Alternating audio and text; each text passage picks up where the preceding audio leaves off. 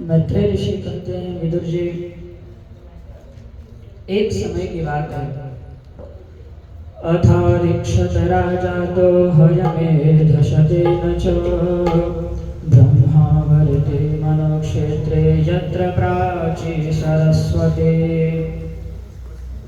मैत्रेय ऋषि कहते हैं, विदुर जी, एक समय की बात है। श्री पृथु जी महाराज ने ब्रह्मावर्त क्षेत्र में जहाँ पर सरस्वती नदी पूर्वाभिमुख होकर के बह रही थी, उसी के किनारे श्री पृथु जी महाराज ने 100 अश्वमेध यज्ञ करने का संकल्प किया। पृथु जी महाराज ने संकल्प करके एक के बाद एक यज्ञ करना प्रारंभ किए और भगवत कृपा से उन्होंने 99 यज्ञ पूर्ण किए। पृथु महाराज जी के 99 यज्ञ निर्विघ्नता पूर्वक पूर्ण हो गए। जब वह 100वां यज्ञ करने लगे तब इंद्र को द्वेष होने लगा। इंद्र मन में विचार कर रहा है कि यदि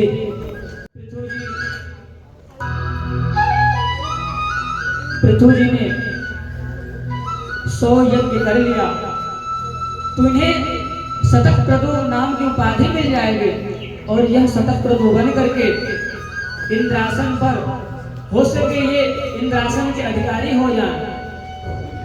तो इंद्र पृथु जी से द्वेष करने लगे। तभी अश्वमेध यज्ञ में जो अश्व होता है वह प्रधान होता है, तो इंद्र ने सोचा कि हम अश्व को ही चुरा लेते हैं। इंद्र आए और भेष बदल करके अश्व को चुरा कर लेके जाने लगे। तभी उनके आचार्य थे, यज्ञ के आचार्य थे श्री अत्रि ऋषि, कि तुम जाओ, देखो इंद्र तुम्हारे पिता के अश्वमेध यज्ञ का घोड़ा चुरा कर लेके जा रहा है, जाओ घोड़ा लेकर के आओ। तभी इंद्रपुत्र हाथ में खड्ग लेकर के इंद्र का पीछा करने लगे। जैसे ही इंद्र ने देखा तुरंत एक भेष धारण किए पाखंड का, शरीर पर भस्म, गले में रुद्राक्ष की माला को धारण किए हैं और आगे चले जा रहे हैं। तभी उन्होंने पीछे अचानक देखा कि पृथु जी का वीर पुत्र उनकी ओर आगे बढ़ रहा है। तभी तुरंत उन्होंने घोड़ा को वहीं पर छोड़ा और अंतर ध्यान हो गए। पृथु पुत्र ने घोड़े को लेकर के पुनः यज्ञशाला में आए। जब यज्ञशाला में वो आए तो ऋषियों ने उनका नाम विजिताश्व रखा। विजितः अश्व येन स, अश्व को जीतने वाला, उनका नाम रखे विजिताश्व और कहे कि जा करके युग में आप बांध दो। पृथु पुत्र ने मंडप के युग में उन्हें बांध दिया। तभी और पुनः यज्ञ प्रारंभ होगा।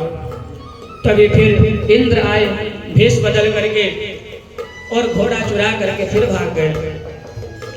अब एक बार फिर पृथु पुत्र विजिताश्व ने अब की बार हाथ में धनुष और बाण लेकर के इंद्र का पीछा किए और इंद्र जब अपने प्राणों पर संकट आया जाने तभी वह भेष को छोड़े, घोड़ा को छोड़ करके वहां से भाग गए और ये क्रम बार बार चलता रहा। आचार्य कहते हैं कि इंद्र ने घोड़ा चुराने के लिए जितना भेष धारण किए वे सब पाप के खंड होने के कारण पाखंड कहलाए। तानि पापस्य खंडानि लिंगम खंड विहोच्यते।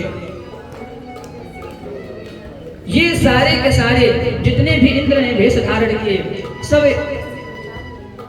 पाप के खंड थे, इसलिए इन्हें पाखंड कहा गया।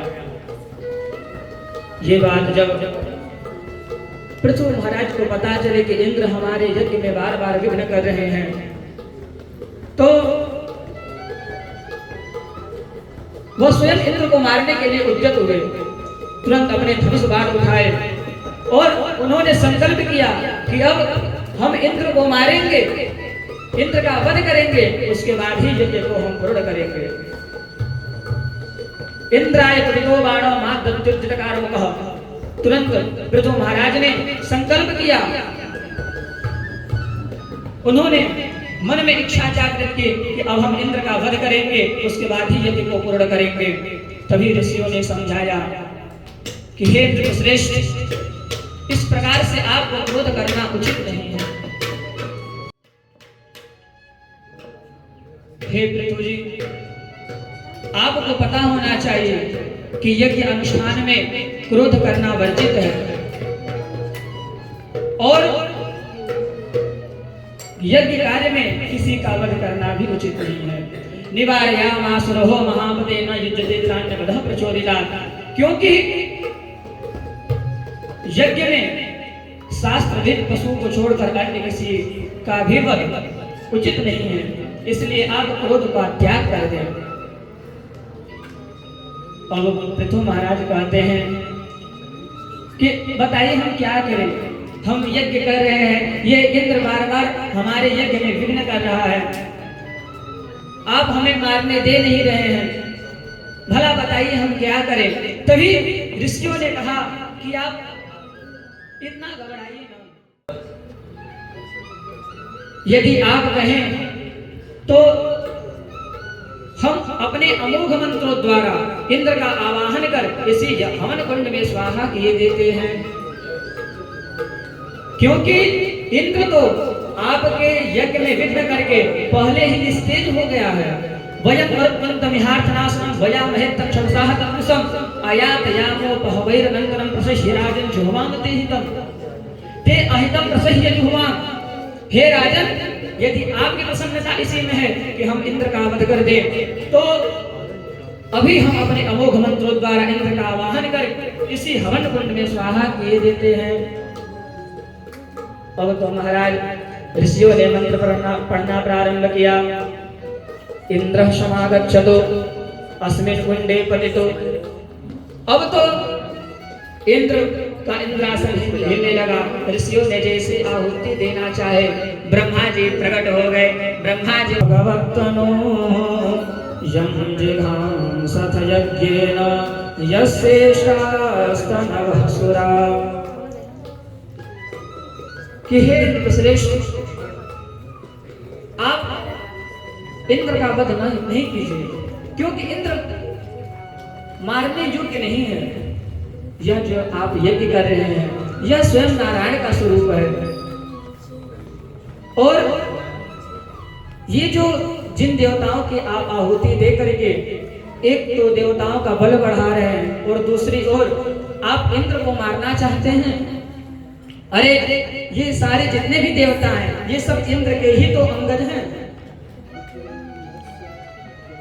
यदि आप इंद्र को ही मार देंगे तो भला आपके यज्ञ का फल क्या होगा, इसे क्षमा कर दीजिए। और हम तो कहेंगे कि आप इस यज्ञ को यहीं पर पूर्ण कर दीजिए।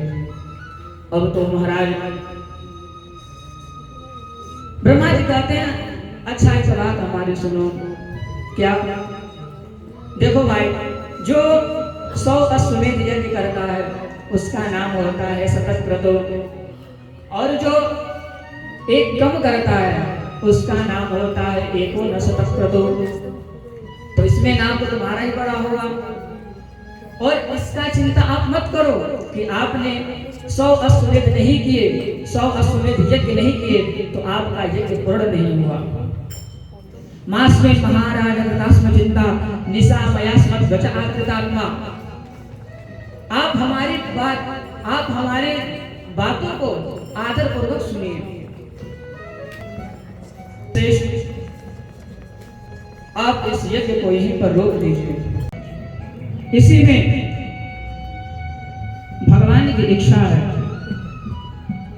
ब्रह्मा जी ने इतना जैसे ही श्री पृथु जी महाराज को समझाया, पृथु जी महाराज ने यज्ञ का आग्रह छोड़ दिए और 99 यज्ञ पे ही पूर्णाहुति कर दिए। ब्राह्मणों को दक्षिणा इत्यादि देकर के संतुष्ट किए और ब्रह्मा जी से कहे कि हमें अब इंद्र से कोई द्वेष नहीं है। और जैसे ही पृथु जी महाराज ने ऐसा कहा कि हमें इंद्र से अब भी स्वयं भगवान विष्णु उस यज्ञशाला में प्रकट हो गए। बोल भक्तवत्सल भगवान की।